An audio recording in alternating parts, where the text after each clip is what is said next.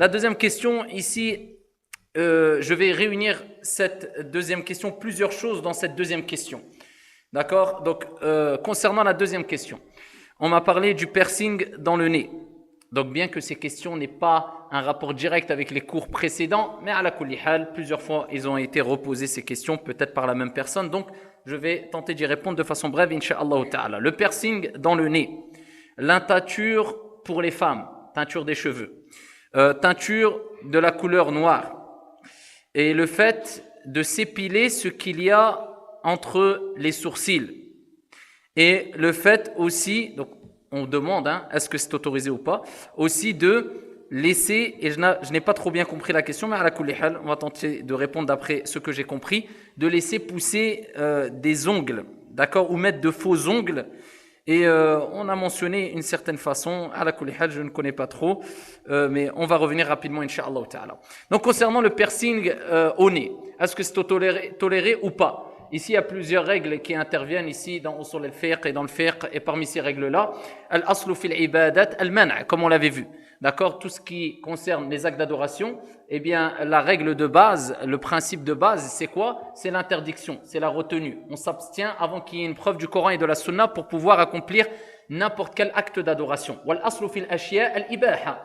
Concernant les choses, d'accord, de façon générale, eh bien, le principe de base, c'est al-ibaha, c'est la permission, et c'est aussi la pureté. Donc concernant le fait de mettre ici donc un piercing au nez pour la femme, bien sûr, eh bien ici les savants ont divergé. C'est que c'est autorisé. Ici, à partir du moment où la femme le met en vue de s'embellir pour son mari, à partir du moment où la femme ne le met pas pour s'embellir devant des personnes qui ne font pas partie, je parle d'hommes, qui ne font pas partie de ses maharim, ceci est interdit. D'accord? Si c'est pour s'embellir pour son mari, il n'y a aucun problème.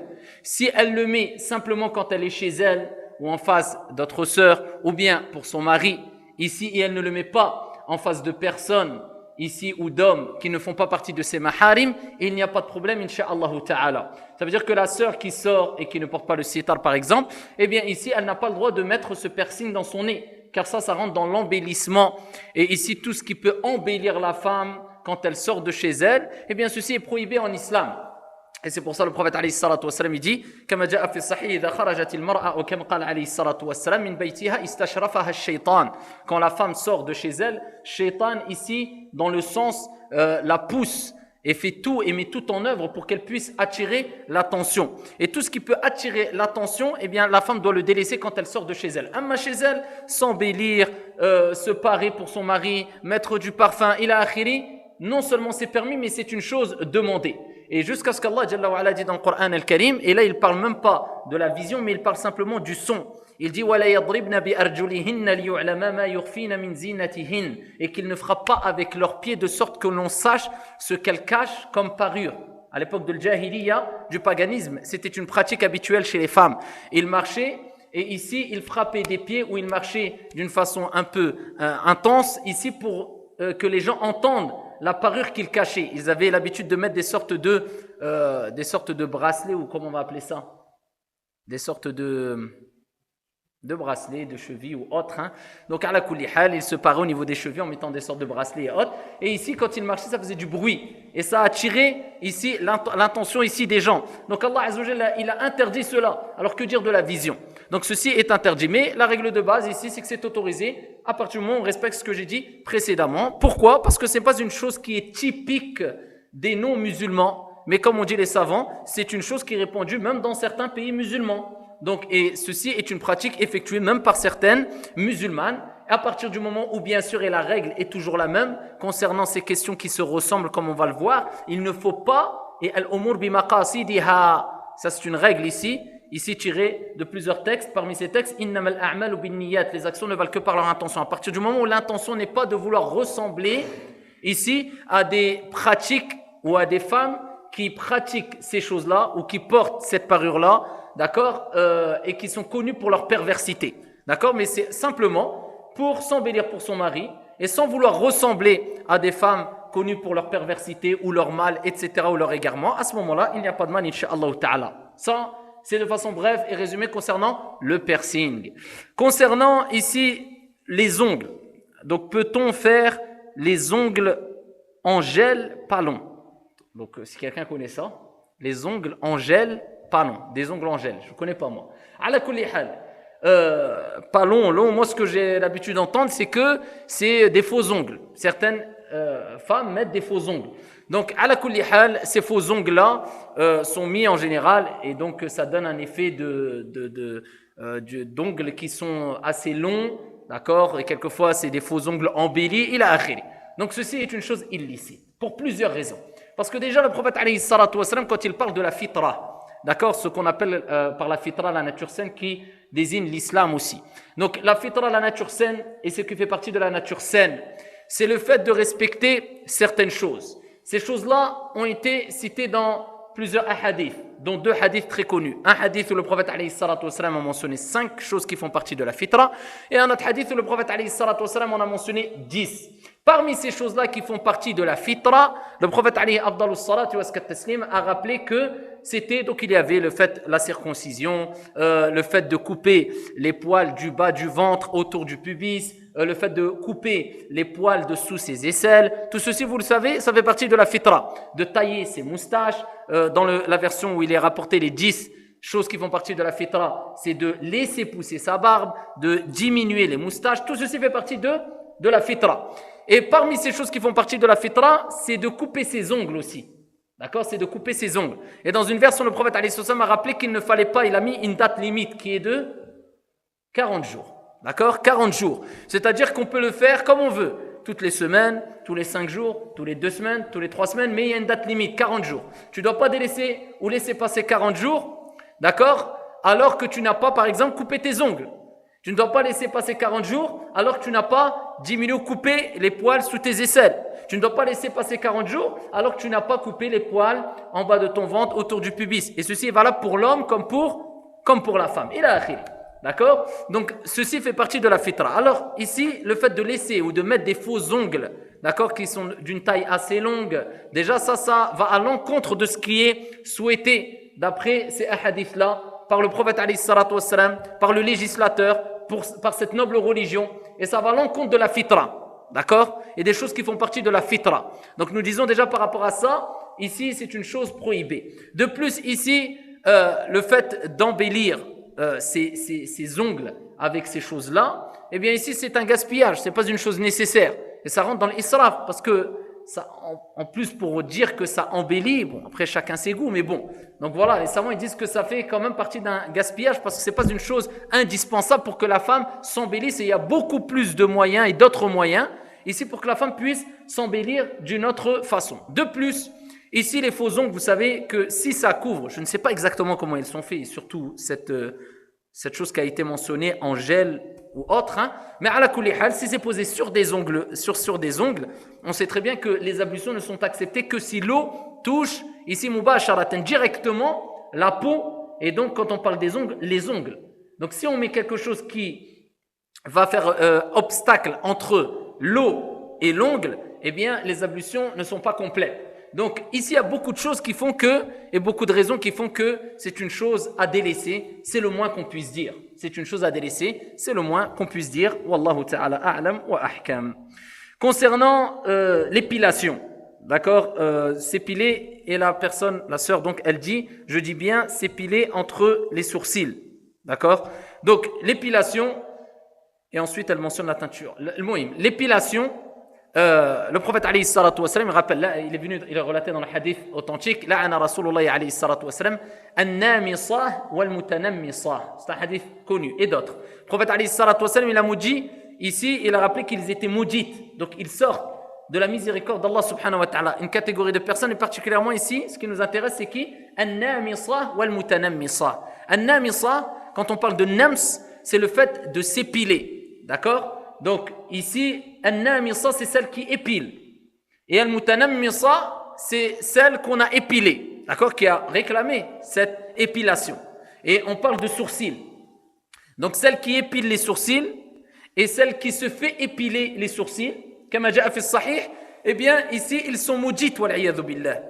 Ça veut dire qu'ils sortent de la miséricorde d'Allah subhanahu wa ta'ala. Et ce hadith-là et ce texte-là et d'autres textes qui vont dans ce sens concernant An-Namis wa Mutanamisa, ça nous rappelle que ça fait partie de quoi? An-Nams, An-nams, ça fait partie de al-kaba'ir, des grands péchés. Tout simplement parce que ce péché est accompagné de quoi? Al-la'na, la malédiction. Et tout péché qui est accompagné d'une malédiction ou de al-wa'id, d'une menace claire venant d'Allah subhanahu wa ta'ala, bien ça fait partie de al-kaba'ir. Ça fait partie des grands péchés. Et certains savants, ils ont délimité les grands péchés en disant ça c'est un grand péché, az-zina c'est un grand péché. Mais qawlu raj' min ahli al-ilm, c'est tout péché accompagné dans les textes de, ici, une menace de la part d'Allah subhanahu wa ta'ala, ou bien ici d'une malédiction, ici prononcée par le prophète alayhi salatu wassalam, une malédiction d'Allah jalla wa ala, ça fait partie des grands péchés. Ça veut dire que la personne, elle doit abandonner ce péché, elle doit être sincère dans son repentir, elle doit avoir fait la ferme résolution de ne plus recommencer, et elle doit demander pardon bien sûr à Allah subhanahu wa ta'ala. Et elle doit se repentir, ça c'est obligatoire pour elle parce que ça fait partie des grands péchés. Donc ce n'est pas une mince affaire, c'est la malédiction d'Allah subhanahu wa ta'ala pour la femme qui épile et la femme qui se fait épiler. Et le hadith il est sahih wa sarih, il est authentique et il est clair. Maintenant, le fait de s'épiler ici, bayn al-hajibayn, entre les deux sourcils. Ikhtalaf al-ulama. Certains gens de science ont dit que les poils qui sont entre les deux sourcils ne font pas partie des sourcils, donc c'est autorisé. Et d'autres savants, ils ont dit les poils entre les deux sourcils, eh bien, c'est des poils qui font partie des sourcils. Donc ici, le fait de les épiler, eh bien, cela est haram et ça fait partie des grands péchés. ولكن قول الراجح والله تعالى أعلم وأحكم من المعاصرين, il y a Cheikh Ibn Baz rahimahullah rahmatan wasi'a et d'autres parmi les gens de science qui ont dit que ça ne faisait pas partie.